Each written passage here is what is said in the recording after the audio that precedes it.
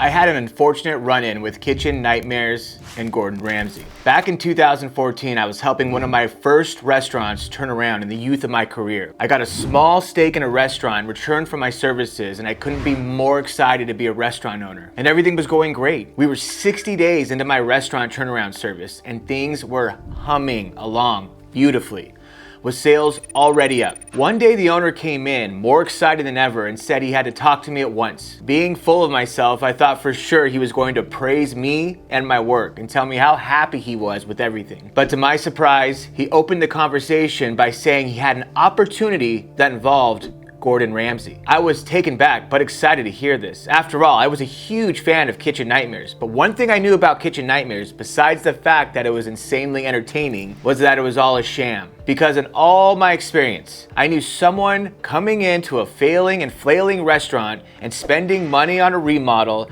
and 30 days on a turnaround is like putting a band-aid on a gunshot wound. So the restaurant owner came in one day extremely excited, and he said he had an opportunity that involved Ramsay. I thought, wow, was he gonna do a kitchen nightmare here? But I already knew it was too late. The restaurant was turned around. And on top of that, even at this restaurant's worst, it was nowhere near as bad as the ones you see on Kitchen Nightmares. Finally, the owner sat me down, cut the suspense, and told me what this opportunity was all about. And to my dismay, he had watched Kitchen Nightmares the night before and wanted to implement one of those changes, or many of those changes, he saw on the show. I, of course, interjected and tried to convince him that it was a huge mistake. He did not oblige. He was dead set on his new ideas, so we went with his way. 14 days later, I realized that this new formula was not going to mesh with mine, and I had to part ways. I gave him my share of the restaurant back, and I said goodbye. 2 months later, the owner of the restaurant I had just left called me back to ask if I could come back. The Ramsay experiment had failed miserably, but I already had a new client and I had to decline. A little over a year later, they closed their doors for good. It was sad. This story always frustrates me, but I wanted to learn from it, so I dug into Kitchen Nightmares because I knew it was complete BS. Of course, Ramsay's food ideas were great, and his ideas to turn around the restaurant were spot on. But the problem? That ideas without systems are just dreams, wandering thoughts. For example,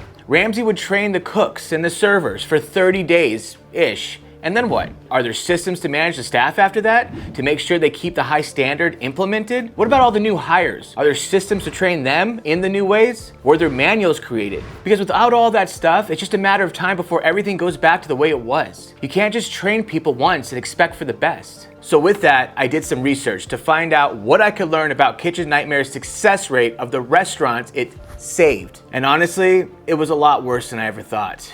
But before I get into that, let's give credit where credit's due. Gordon Ramsay is, of course, a titan of the culinary world. He has owned and operated an impressive 132 restaurants globally, expanding his empire with 67 venues in just the past 5 years alone. And a deep dive into those establishments reveals a striking testament to Ramsay's badassery, because although statistics say the restaurant industry is brutal, and as an industry, it sees 30% of new restaurants falter within the first year, Ramsay's ventures boast an impressive 9% closure rate, a figure that significantly overshadows the norm for restaurateurs. This data not only highlights Ramsay's exceptional skill in navigating the restaurant business, but also cements his status as a titan of the culinary world. So he's clearly a master of opening and keeping open his venues. But what do the numbers of the restaurants he tried to save during Kitchen Nightmares show us? Well, over the course of Kitchen Nightmares, Gordon Ramsay attempted to save over 100 restaurants. So how many did he actually save?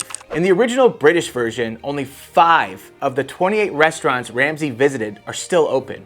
And even worse, 59% of them closed within the first year of the episode airing. In the American version, of the 77 restaurants that were saved, only 13 are open today, which lands his success rate at just 17%. Combining both the American and British versions, that adds up to just 18 of 105 establishments still operating. Now, if you think about it, if Ramsay never attempted to save any of those 105 restaurants in the first place, then statistically, around 15 would still be in business. That means outside of statistics, only 3 restaurants were technically saved out of the 105 Ramsay attempted to save. So why did Ramsay fail so hard at saving these restaurants when he clearly has such a talent as a restaurateur? That's because he wasn't fixing the problem. Gordon Ramsay's approach to revamping restaurants on his Kitchen Nightmares often resembles, like I said, putting a band-aid on a gunshot wound. Yes, he modernized the menu with state-of-the-art dishes, but once he departs, significant challenges arise. Like, who manages the ordering of the produce and proteins for the new menu? How is the quality of the ingredients maintained? Who ensures ongoing training for all staff and new staff? And who makes sure the staff adheres to Ramsay standards? Typically, the answer is nobody and nothing. Struggling owners are usually challenged with managing their employees in the first place,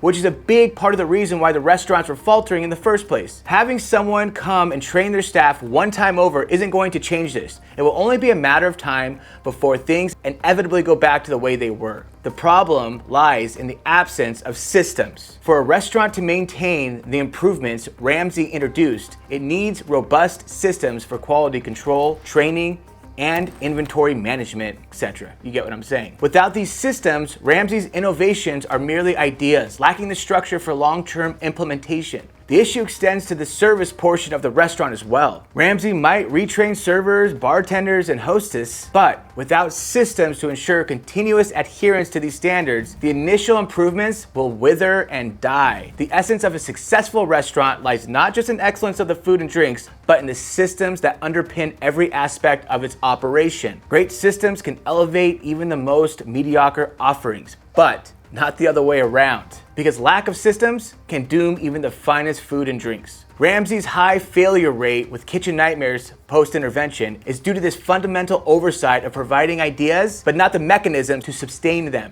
missing the most critical piece of the puzzle for lasting success. The most successful restaurants in the world, in fact, all the successful restaurants in the world, have intricate systems for every aspect of the day-to-day. Systems aren't hard to create and implement. It just takes the knowledge and the strategy. Why am I telling you all this? Because I'm here to help independent restaurant owners grow their restaurants far beyond what they thought imaginable. Using my 20 years of experience of growing restaurants in the corporate world, I can help. So subscribe to learn more profit hacking tips and tricks like this, and click the notification button so you can get the latest updates and start applying these ASAP. Until then, take action.